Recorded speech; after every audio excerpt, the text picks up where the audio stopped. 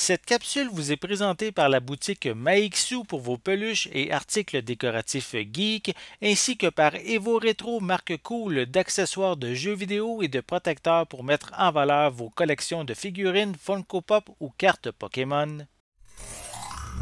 Bonjour à tous, de la lumière pour Ciné Techno. J'ai eu la chance d'aller voir Ant-Man et la Guêpe Quantum Mania. C'est le troisième film. Il y a eu Ant-Man. Après ça, le deuxième était Ant-Man et la Guêpe. Et maintenant, on est au troisième avec Ant-Man et la Guêpe Quantum Mania.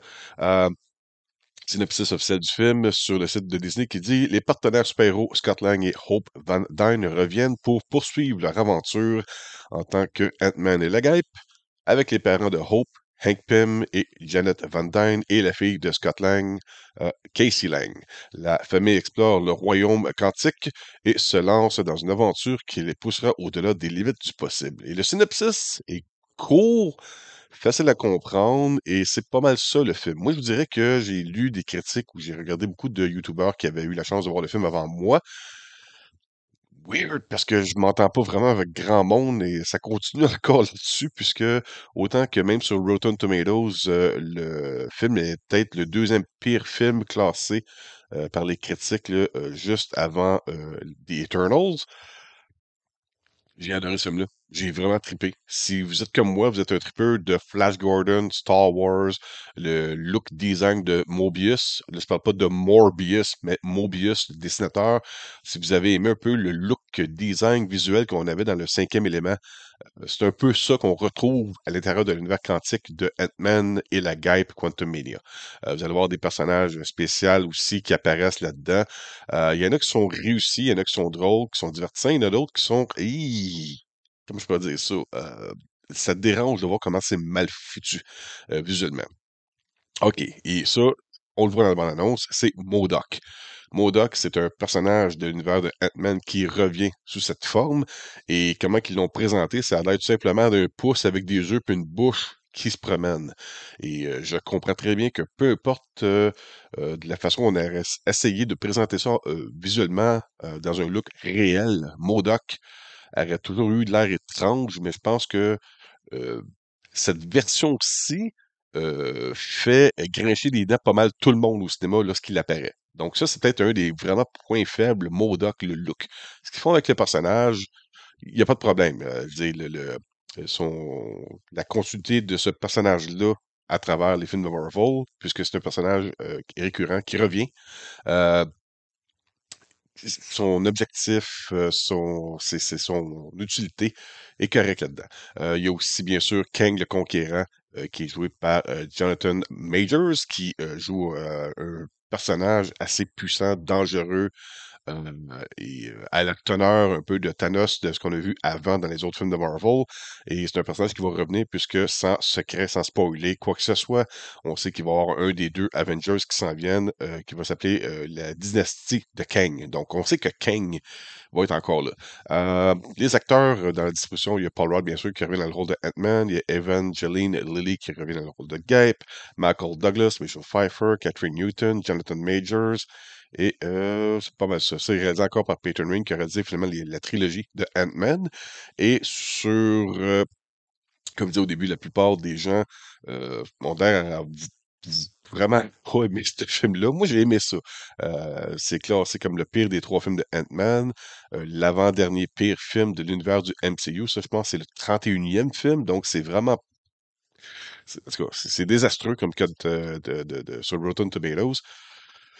Moi, j'aimais ça. Je vous dirais que ça m'a diverti. J'ai trippé sur le côté fantastique de l'univers quantique, le côté visuel. Il y a quelques nouveaux personnages qui sont assez étranges, mystérieux et divertissants, qui nous font rire. Oui, il y a beaucoup de farce joke comique, peut-être même un peu trop, mais vu la tenue des créatures étranges qu'il y a là-dedans, on joue avec ça surtout pour nous faire rire. Et là, je vous dis absolument aucun divulgateur là-dedans, mais je vous dirais qu'il y a une bonne façon de faire rire les gens dans ce film-là comparativement à ce qu'on a vu dans Thor Love and Thunder, où est-ce que là, il y avait un paquet de farce, puis c'était comme pas nécessaire, j'ai l'impression. Donc là-dedans, ça s'applique un peu mieux. Euh, Encore là, je parle un peu de d'autres critiques. Il y a des gens qui semblaient dire que les effets spéciaux n'étaient pas réussis. J'ai trouvé que c'était magnifique. Je trouvais surtout le concept, le design, la création des différentes créatures qui peuplent l'univers quantique. C'est assez original, c'est divertissant, différent, beau. Il y a un côté naturel. On voit que ils sont basés sur la nature, les végétaux, le côté organique, pour pouvoir créer des créatures de diverses formes, grandeurs.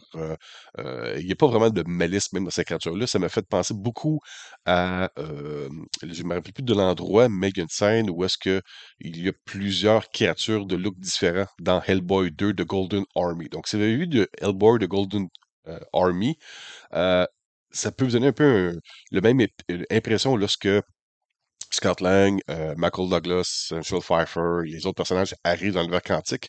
L'impression qu'on voit lorsque eux arrivent et rencontrent ces créatures différentes, c'est un peu la même impression qu'on a lorsqu'on arrive dans le village fantastique un peu de Hellboy avec Ape Sapien, où est-ce qu'on a des créatures de différentes grandeurs, grosseurs, look. Certains ont de l'air menaçants, d'autres cute, mais ceux qui sont des fois les plus dangereux sont ceux qui sont les plus cute. C'est ce côté-là qui est cool là-dedans. Mais il y a vraiment une esthétique mobiliste là-dedans, dans le design, le concept des édifices, des moyens de transport, de l'environnement, les décors. C'est sûr qu'il y a beaucoup d'effets numériques, là, du CGI, c'est rempli à craquer, il y en a beaucoup trop même, mais ils n'ont pas vraiment le choix. Tu es dans un univers quantique, un univers irréel. Je dis, tu tournes pas ça avec un look de la ville de New York, ça ne fêterait pas. Donc, on s'attend à ça. Et je vous dirais que des effets spéciaux, il y en a pendant la très, très grande majorité du film, puisque je vous dirais que entre 90 et 95% du temps, on est dans l'univers quantique. Il y a juste au tout début du film et à la toute fin du film où est-ce qu'on est à l'extérieur de l'univers quantique. Là-dessus, je vous dirais que je vous conseille fortement de voir ça dans un écran avec soit AVX, IMAX. J'ai l'impression que je vais peut-être avoir la chance au moins d'y retourner au moins une fois. J'espère le voir en 3D cette fois-ci. Là, je l'ai vu en AVX. Les couleurs étaient sublimes. Et je dirais que ça va être pour le côté visuel, ça va être un disque démo qu'on appelle, si vous avez une télévision 4K OLED, ça va être fantastique à regarder au grand écran à la maison également. Mais pour le divertissement, pour la famille, tout ça, vous allez triper. C'est vraiment cool. Et puis, le troisième acte, c'est de quoi de c'est fantastique. Ant-Man reste dans son propre univers, là. On n'est pas dans le côté Avengers ou Gardien de la Galaxie. C'est vraiment Ant-Man et sa famille contre Kang, mais tout l'environnement, ce qui peuple l'univers quantique et dans le troisième acte, crée un événement assez majeur qui est surprenant, qui est débile à voir, qui est pas trop long, juste la bonne longueur, la bonne durée de temps pour le troisième acte. Et puis, ben, c'est ça, là, je ne veux pas non plus me répéter trop. Je dirais, moi, je vous le conseille. Moi, j'aimais ça. Euh, c'est c'est tellement différent des 2 premiers films de Ant-Man que ça serait dur de vous le comparer. Si, mettons, tu me dirais: «Denis, as-tu plus aimé ou moins aimé?» ou si tu mettons le deuxième ou troisième meilleur ou meilleur film des 3 Ant-Man, c'est impossible de classer ce film-là avec les 2 autres puisque ce film-là est pas nécessairement un film de Ant-Man et certains vont dire que c'est ce qui fait que plusieurs personnes n'ont pas aimé le film puisque tu t'attends à voir juste un film de Ant-Man. Et c'est plus un film de la famille de Ant-Man. C'est plus Ant-Man, la guêpe, heu, avec le personnage de Michael Douglas, Michelle Pfeiffer qui a un rôle très prédominant, dans ce film-là aussi. Oui, ce que tout le monde dit, oui, Jonathan Majors dans le rôle de Kang le Conquérant, c il marque le film. C'est vraiment, dans son rôle, il fait le film à partir de son apparition, mais soyez patient. Et il y a quelques surprises aussi dans le film, des mentions de d'autres choses par rapport aux films de Marvel qui se sont passés avant. Encore là, je divulgage absolument rien. Juste vous dire qu'on est encore dans un univers connecté à l'univers du MCU, même si ce film-là se passe vraiment juste dans l'univers quantique. OK, bon, je pense vous avoir dit assez d'affaires sans rien spoiler. Pour le reste, amusez-vous, allez voir ça. Est-ce que c'est le meilleur du MCU? Non, non. Mais si vous tripez, comme je disais au début, Flash Gordon, Star Wars, euh, Inner Space, ce côté-là, où Peut-être pas pour le côté la qualité du film, mais pour le côté concept de Strange World, le film d'animation qui est sorti sur Disney Plus il y a pas très longtemps. On est là-dedans aussi.